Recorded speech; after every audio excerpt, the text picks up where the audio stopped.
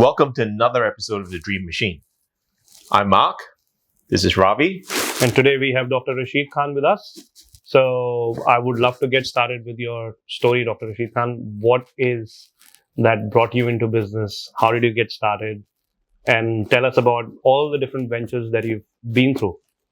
I should probably start from the start when I came to Australia. Yeah. So before that, I used to be a database administrator. So that's what brought me to Australia in 2005. And I started working in a financial, one of the largest financial in Australia, in the database sector. So I worked there from 2006 till 2019. Okay. I've worked in different roles. As you know, a bigger organization gives you that opportunity to learn and grow. So I learned a lot of processes, how the big businesses work, how the corporate world works in Australia. Yeah. And I took my journey from databases to emergency management, and from emergency management, I came into business. But in the hindsight, I was also doing another small venture. So in 2008, I had an opportunity to run a restaurant. Okay. And I started my first kind of business venture as a restaurant. All right, so this is where, full disclosure, that was where we first met, and we haven't seen each other in 20 years. Almost 20 years. Almost 20 years. Yes, it's amazing. So I used to have a Malaysian restaurant. Used to call my restaurant and take away on High Street, Prahran. And before that, I had no exposure to especially the food business. Because food business is very tricky. As you know, you need to have Input costs and so you got to calculate every single cent, how you're spending. And the quality of food, you can't compromise on the quality of food. It has to be consistent. If someone turns up after 2 years, food is not the same, one thing is missing, you lose that customer. Murtabak sardine. Yes. So I had this restaurant from 2008 till 2013. So I sold that restaurant to... Yeah, it was quite a sad day. But because restaurants give you that opportunity to learn, a very small enterprise, how to calculate your costing and how to calculate things around. You have to be on top of your game almost every day, though, isn't it? That's the training ground. That is. And the quality, I think the one thing about food is the quality of the food. Yeah. Because if you don't compromise on the quality of your service offering, that's where people will value it more. Yeah. Coming back. And I think there is a very relatable story from the restaurant side of things that I feel that people that are successful in a restaurant business are because they do two very good things, or actually three very good things. They bring people, so they actually do good promotion. They bring people into the door. Then they serve great food.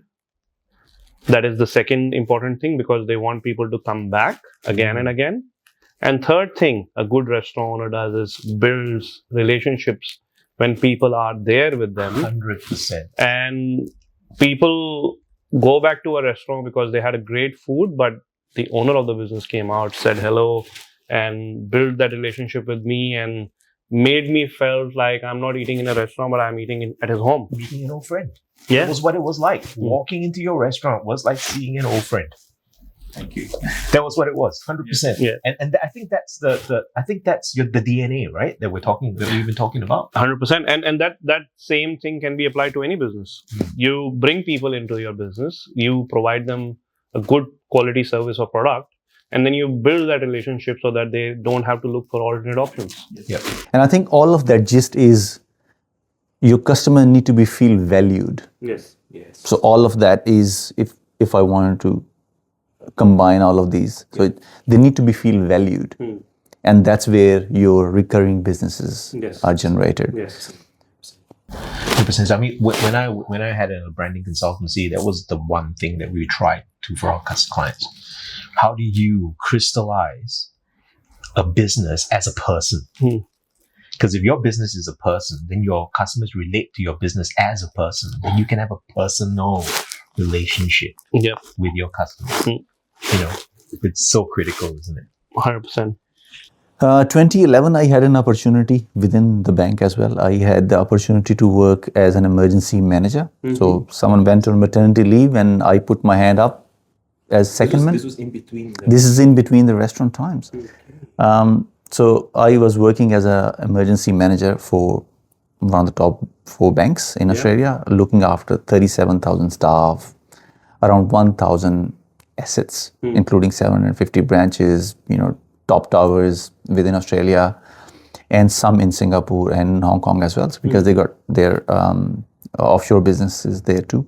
Yeah. So I was looking after that emergency management aspect. So for 4 years, I learned what emergency management means. But what it did, it bring back some of the memories of my childhood. When I was only 9 years old, there was an ammunition depot went on fire in my city. I was very young. I could not understand how all of this is unfolding. But my first instinct was, I got off my bed, went to a school because it was a Sunday, and Sunday used to be a normal day. It wasn't a public holiday like it is here. And I wasn't feeling well, so I was staying home for that day. But the school in front of my house, it was a small primary school. I started hearing screams coming out of that school. Okay. I went there, I guided 18 kids to their safety. And half an hour later, that school was also hit by some of the bombs which came out of the ammunition depot. Okay. So the thing which didn't work in that ammunition depot fire was the communication. People did not know where to go. Right? Where to go, what to do. Yeah. Because we're talking in the 80s. I'm also disclosing my age now. Nope. Yeah. We know exactly. So that moment kind of revisited by my role in emergency management, because I saw this kind of the same patterns. When there's an emergency occurs, people still have hardly any means to communicate. We are still stuck in the big buildings with those old red phones, which are 100 years old legacy. And most of the casualties in 9/11 was not evacuating on time. That's right. And they still occur in a lot of buildings. We have just seen Hong Kong event, where a lot of people, we're talking 2025, 26, where, the overall technology in fire and emergency services have also evolved, but still we got 150 plus casualties there. Yes. Yeah. Yes. So the communication gap I identified at that time, I started to find some answers within the emergency management scope because I studied the Australian standards, but there was not complete answers. So I thought, that's my opportunity. I need to create something. I need to do something about it. And I started working on an app idea. Okay. So 2014, I started building an app without knowing how the app works, because I did graduation, I did masters in computer sciences in 2001. So by 2001 and 2014, by the time I had this idea, the technology has changed. The JavaScripts I used to read or write That's different. are very different. Engineering in my teens, and I learned how to program in C. Tell me how useful that is now. Oh, very. Well, I wasn't very good at it to begin with. So that's a secondary separate thing. That's a separate issue. But C is one of the foundational languages now. Yeah, so again, If you want to do a refresher course. No, if you want to do, well, nowadays no need to learn C++. programming. So this is my take on the AI world. You don't need to know any programming. You just need to be very clear about what you want. But the idea of any microcontroller that you see in the world, you see anything, even a simple thing that you can Wi-Fi control, it works on embedded C. Vending machine. Everything works on embedded. That was my first year project, was program a vending machine. Yeah, so that is still embedded C. So it is still most useful thing in the world. The program I wrote was writing building a calculator in C++. Yes. Exactly. Still very C++ is less used. C embedded C is still very much heavily used. Right. Yeah. Okay. Okay. All right. So your app. So you had to learn from scratch. So I had to learn from scratch. So I did a diploma in app development. Very nice. So 2015, 16, that was 2 years of my life where I spent how to do business management, app development, and the latest versions of how to do the web development. That's amazing. Cool. So because I need to build the portals behind the apps, so I need to learn both ends of how the communication system works. But see, again, one thing I really appreciate one thing that you're talking about. I think as an entrepreneur, you never stop learning. The polymath. When you were saying the first thing word that came out was polymath. Yes, You learn what you need to learn exactly. to move forward, right? Yeah. You need to learn, and it's not like, oh, I know this and I will survive the All based on world my based on knowledge. this. Yeah. You need to keep evolving and changing. But yeah, that's very important. And I think understanding your flaws first, Yeah. because of what you don't know. This is something you don't know. Something you don't know, you don't know. Yeah. So that willingness of learning needs to come from that desire, like Yep. what you really wanted to achieve. Yeah. Is it really worth spending your time on that? Yeah. Or do you want to learn something else? Or you need to know where your gaps are. Yep. And because I wanted to build that app from the process perspective, and it's hard to explain emergency management processes. They are very much embedded into the building fire regulations, the fire engineering reports, and into the emergency management systems and standards. So they're very complicated. So to break down those complex processes, you really need to know how to transform them into technology. Yep. So that's why I wanted to learn what technology is telling me and what is the limit to technology where I can implement those processes in there. Yep. So it's just not the automating the process, is understanding the process, breaking it down, and making sure that aligns well with the technology. Yeah. So 2016, up till that time, I did my diploma. I was working on it. I did a lot of bootstrap work in there too. Like I put a lot of my money into that business. The money I also made from the restaurant. Yeah. So it's I still miss that restaurant. Okay, I'll tell you right now. While you were building an app, I was like going, Jesus, Khan's Pratas, where the hell do I find in the replacement? I need to take you out and take you to my kitchen and make that roti for you one day. Yeah. Do not tease me like this. He's now dreaming about it already. All right, please continue.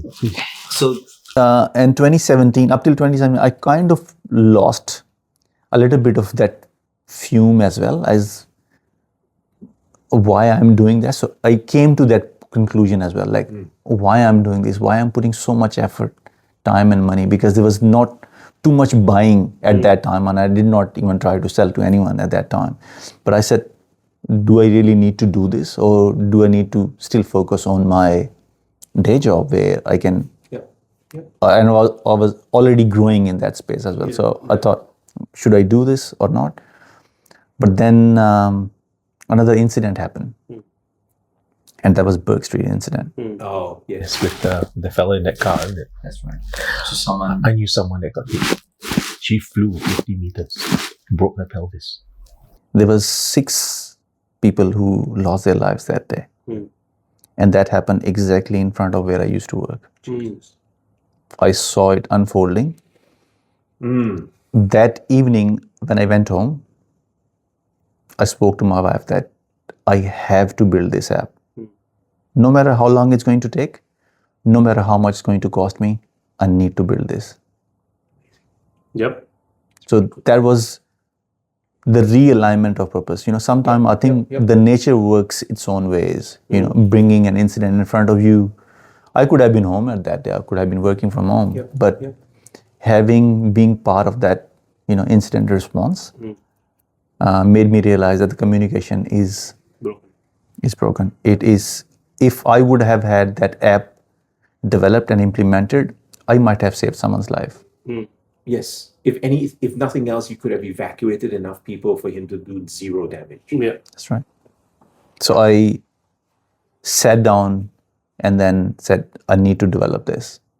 And then I started putting more money, more effort, more energy into the purpose, which Because you now had purpose. That's right. That's that word, right? You now had purpose.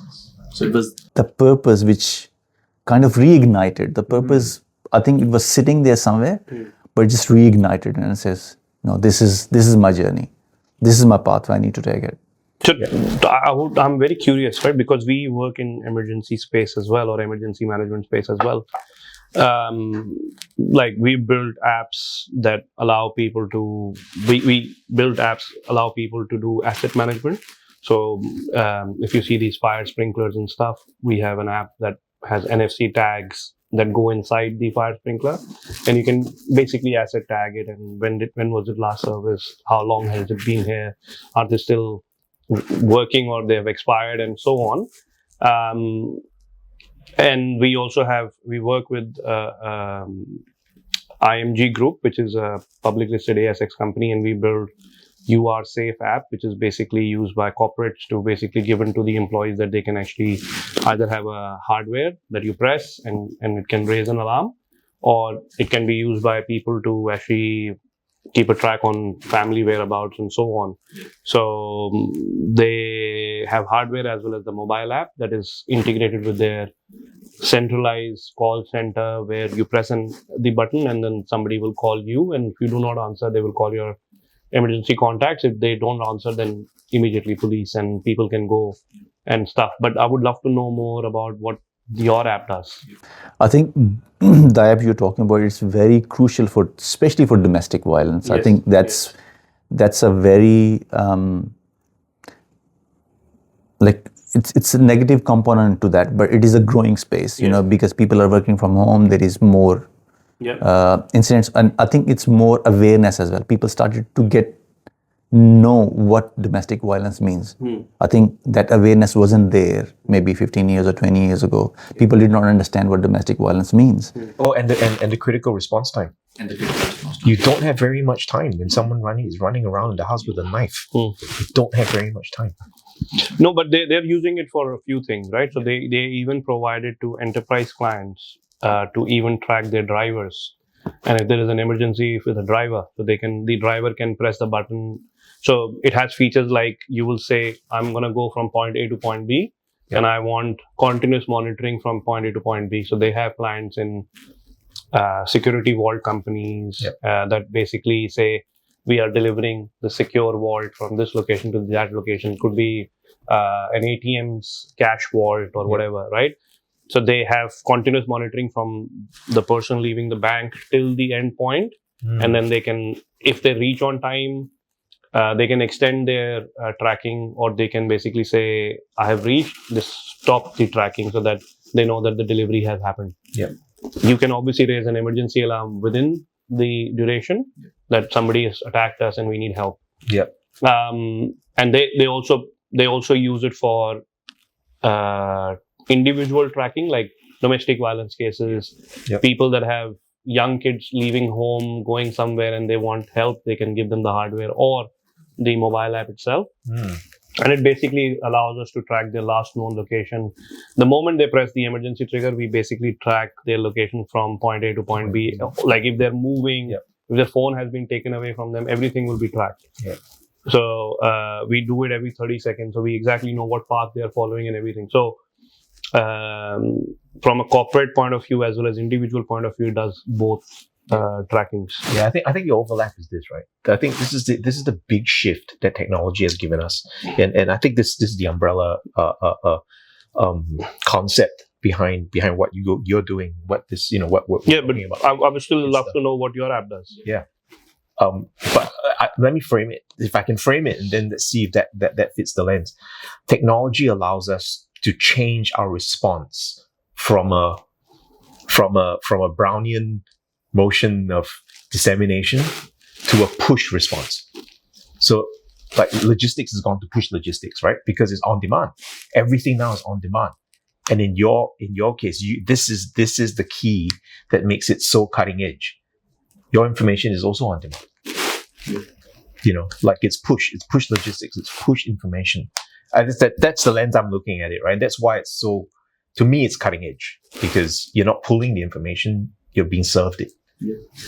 What another thing, like within the the business is evacuation. So in 2019, I pulled the pin on the corporate and I said, now I will work full-time Full-time into with this. my business. And Right. that's I think one of the biggest decisions of my life. Mm. Because I knew what my business can do, because the purpose was completely clear. And the evacuation app, how we designed that is how the building mechanism works. Okay. So within a building, there could be a fire alarm or there could be any alarm, Yeah. or even a medical emergency. So you can raise a medical emergency, and the parties within that medical emergency We'll know Where where to go? we'll know where to go. What's to happening? do. Yes, is that yes. So this gives them the complete picture. So one person, like as a chief warden, which looks after the building, they will have a complete picture of this is emergency. This is my numbers.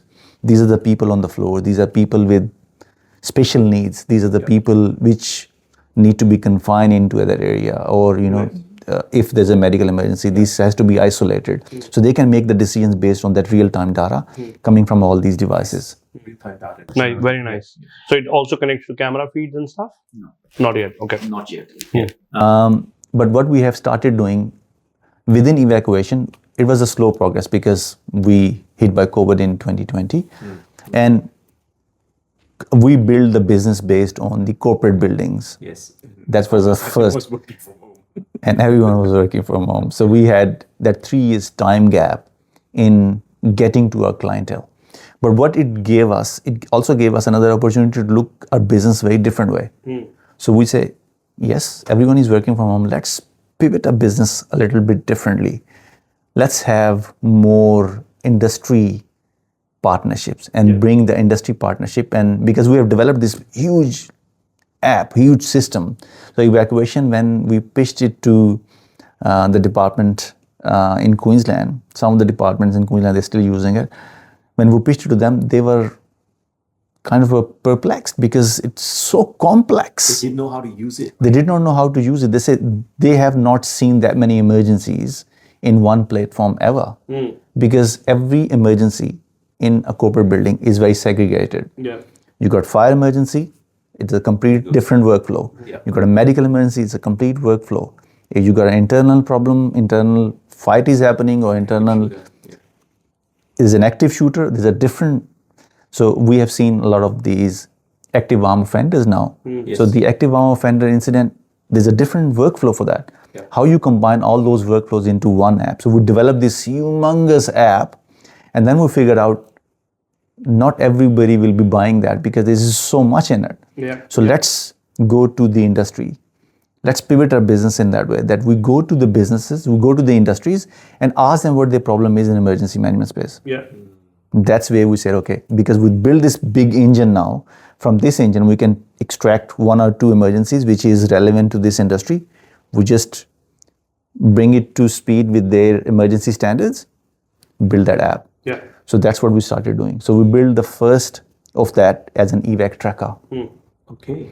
So the first of that venture was evac tracker in residential building. So we connected with the fire systems, Yep. the fire systems within the building. Yep. We build an AI engine at the back, which creates all the information for all the residents. It understands the whole building dynamics Nice. and then spreads that information. And the also, To the residents. So it's that Beautiful. push. So residents also have the app. They need that, Yeah. because they need to be pushed the information. Yeah. They don't need to push the information though. We track them based on their geolocations. Nice.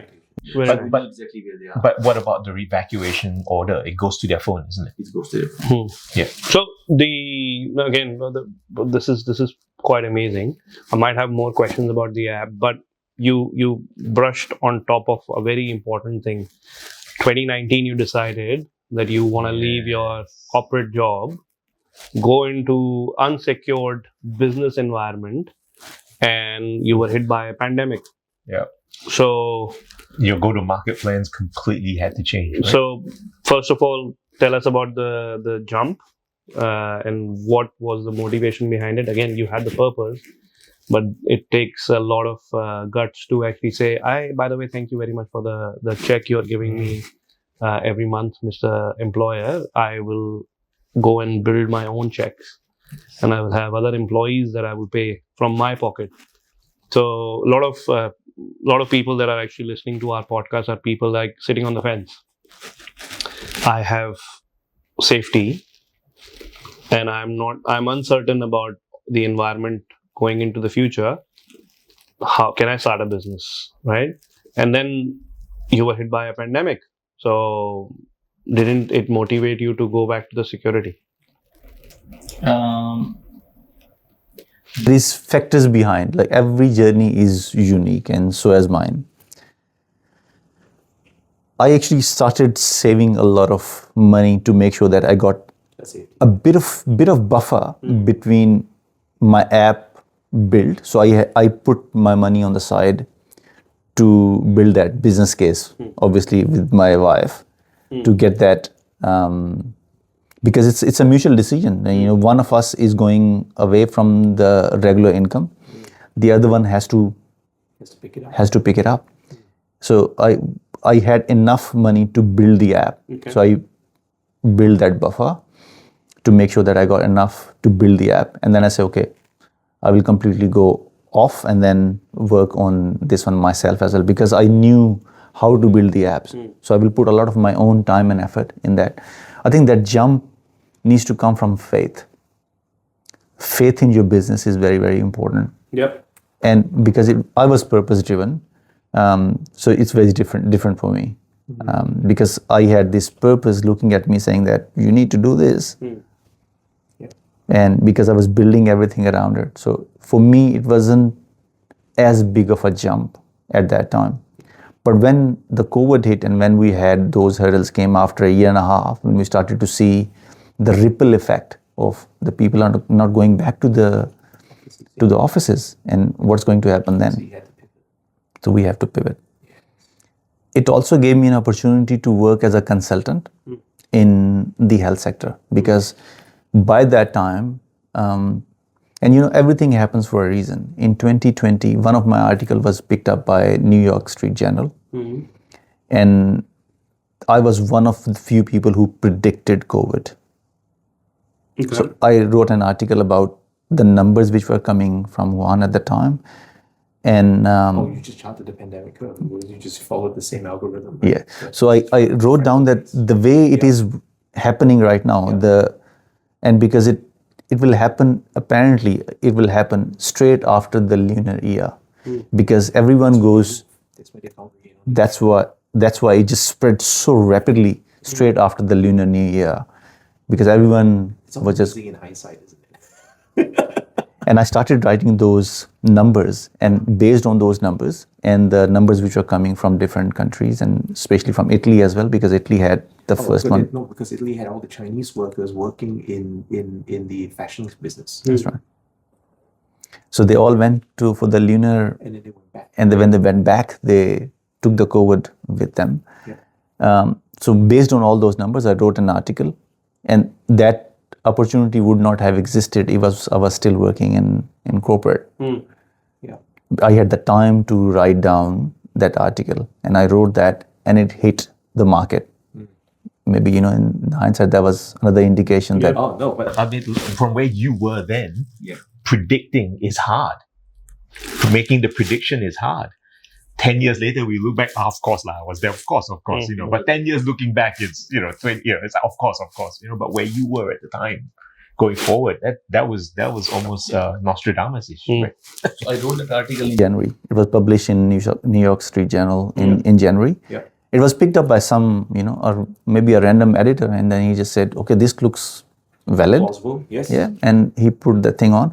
And because of that, I got a lot of traction from the market. Like people started coming to me saying that this guy is an emergency management expert. I was picked up by one of the top 100 magazines in the world, and I was ranked. So I was going to ask about your go-to-market strategy, but it looks like you didn't have to have a go-to-market strategy, because it was the road appeared before you. Yeah. Amazing. So I think the nature guiding you towards your purpose was one of my things in there. That's that faith again. Yep. So you need to have that faith that, yes, you are the one who needs to deliver this. So you initially started with services directly before the app, or you were like, nah, I have to give people the app? No, I was delivering consulting services. Initially services. Because I think that was my pathway, because I need to teach people what it means for them. And one thing I really value high in people is integrity. And that's one of my traits. So whenever I went to a client, if the app wasn't workable for them or it wasn't justifiable from the amount of money they need to put in there, I will give them other solutions without any money. I said, I'm giving you this pure advice on pure honesty, because I am here to make sure that emergency management processes works. I'm not here to make money on my app. I'm here to make sure that your emergency processes are so strong that in any case, in any emergency, they actually work.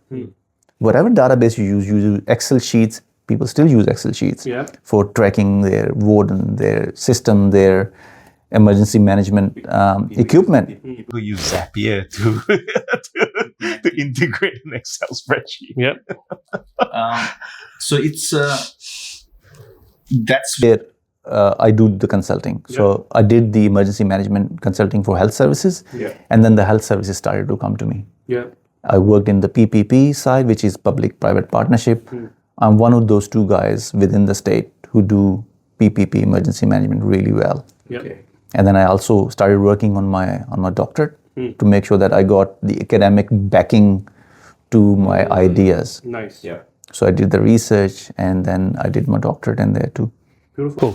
And like, let's say, for example, right now, if you want to tell somebody that it has been a beautiful journey, but I had to start somewhere, what will be your message to them that, hey, this is what I want to say to you, that I know you're sitting on the fence, but I want you to take that step and not be scared? I think finding out why you're doing it. I think understanding that why, as Simon Sinek says, the most important thing is why. What is your why? Is your why is backed by, and it could be any why. I'm not challenging the why, but you need to understand your why. Is it your financial freedom? Is it your work-life balance? Is it giving you more freedom in your life to make decisions? Is it breaking out those chains? So you really need to understand that. And once you understand that this is why I'm doing this, then it will also encourage you to do the steps. And the steps are hard. They're not easy, because it's easy to create something, but it's hard to break down those old habits which you have kind of pre-programmed. So you need to break down those habits. You need to start breaking down those habits of being, because I came from corporate to founder, so my journey is very different. And so as someone else who is sitting on that corporate fence, so understanding that processes, corporate gives you that freedom to understand those processes.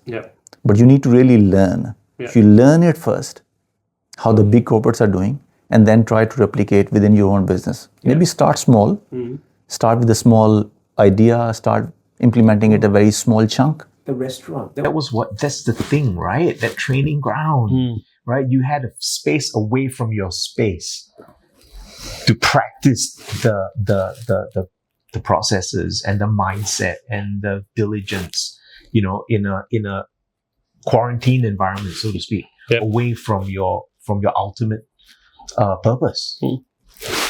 I think that to me is amazing. What's the word I would use? Foresight on your part. Foundation. That foundational Other work. part of that, people who are in the corporate, I think, build relationships. If you wanted to be, I was reading your beautiful quote on this side. When you have $1 million vision, then don't surround yourself with 1 cent minds. You need to sit into those minds who have done it before. Just don't get advice from every random person, especially from your mother. She will just always appreciate, what you're doing. If you want feedback, get feedback. You get real feedback. You need real feedback. You cannot fake echo chamber. Well, thank you so much, Dr. Rashid Khan. Your story has been epic, and I hope it will inspire somebody going forward. This is easily one of our most inspiring podcasts. Yes. Thank you so much. Thank you, my friend. Okay, I'm very interested in that murtabak now. But oh my God. Murtabak. I need to make that murtabak. Because for murtabak, you need to prepare the meat separately. And then fill it up with the Yeah. So I still know how to make the rotis. The flow. I remember you hired one guy, and then and I think you hired one guy, and you had a problem with them, and you had to fire them. Well, you restaurants are like that. we so I don't know if you know, but Yash and Akhil opened a restaurant No, I didn't know that. in India. So my business partners, they decided that they want to diversify. They opened a restaurant called Fugasm, and their problem was that they handed it over to a manager to manage. So they failed because they were initially thinking that we will start one and then we will create cloud kitchens. We will build a brand and then we will start doing cloud kitchens and we will do deliveries on. Oh, very sound. Yeah, Very sound. sound business plan. And their food was pretty good. They lost money on people. They lost money on bad management. They lost money on wastage. And then decided that they will solve it with technology. So they built a point of sale that is an inventory management system, which basically which has recipe management in there as well. Yeah. That you place an order for this thing, we know exactly how much chicken you will use. We know exactly how much flour you will use. We know exactly what you need to do for a pizza, right? And we know exactly how much we have in the fridge and everything. Yeah, Domino's. Yeah, but again, there is still, it doesn't relate to the reality because people will drop things on the floor. People will They put all the mushrooms on one side. yeah. So there would be wastage. There would be things that will happen, and then there would be lack of quality, right? This what's happened to Domino's. So they were losing money on the fact that The HR wasn't sorted. yeah, the human resources were pretty bad, right? So there needs to be like a person who's one of the partners that need to be in the business, and obviously they were like, we don't have the time and capacity to do it because we have other business that we are running, right? I mean, that's the McDonald's. McDonald's has managed to create something really amazing. But McDonald's, if you are a franchise owner, which everybody is, they need to be there. Yeah, but the point I'm trying to get at was the HR, the training. Oh yeah. Right. The training is so precise, right? But it's again flipping the burgers, right? Yeah, it's flipping burgers. The food is very simple. Yes. So it's not a food business. Yeah. Right. It's a real estate business. It's a real estate business with the food business on top to generate leases. Right. And to generate leases, you serve food. Yeah. So you serve things people are willing to put in their mouth. Right. And then how do you create that food? You create a training system, and then you decouple yourself. The McDonald's has decoupled itself from human resource.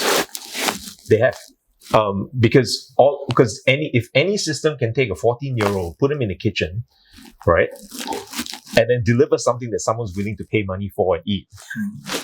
That has to be something. Yeah. You know, there is a very famous singer in subcontinent. His name is Nusrat Fateh Ali Khan. You might know him. Nusrat Fateh Ali Khan, he was a very famous musician. Like, he was the talk of his time. For good 20 years, people used to kind of, people still listen to his. He passed away in 1997. Okay. People still listen to his music, and his CDs are still in the market. You know, so he was that good. Someone asked him, "What makes you so unique?" And I, watched that interview, and he says, "Simplicity. Creating simple is hardest." It is so hard. Like you can, if you listen to him singing, right? Yeah. Especially live concerts, and I know what you're talking about. He's not singing; he's enjoying himself. Oh, yeah. He's not singing; he's literally in the zone, and he's just like he will just keep repeating the same. He's forgot. You can realize that he's forgotten the lyrics. Yeah. He's just repeating the same line again and again, and he's just creating magic out of that. Yeah. Oh, simplicity is simplicity. And I think that philosophy applies everywhere. Yeah. It's hard to create simple things because, and when I started building my apps, I tested it on year 7 kids. I gave it to year 7, break it. Yeah. Break it down, because these kids, if they can break down technology, then anyone, the people in corporate, they're very responsible. They are, when they're using their work apps, they are like, what button we are clicking and all that. Yeah. They will understand. Yeah. But the kids are 7 years, 7 and 8 years students, which is, 12, 13, they're not going to care about anything. They're going to break it down. They will just press that button 5 times, which I said, press it only once. Yeah. Yeah. So that's what gives me the real data, that, if you press it 5 times, what's going to happen? Yeah. I need to know that feedback, because I wanted to create so simple that a 12 or 13 years old kid can use it. Absolutely. And that's what I have done That's in right. my design as well. So McDonald's, like 14-year-old kid, right, doesn't have to understand caramelization, Yeah. doesn't have to understand, any of the cooking methods, right? He just needs to know 40 seconds, flip. 40 seconds, flip. Take out, put. Right? And this is the sequence you put things on. This is the sequence you put in. This 1, is 2, you 3. take the fries, put Yeah. that thing here, You put the it thing there, here, start the button. 3 minutes later, it will beep, beep, take it out Yeah. and put it there. Yeah. And then at the end of the day, you have the system, right, that generates leases for you to build a real estate empire. Awesome.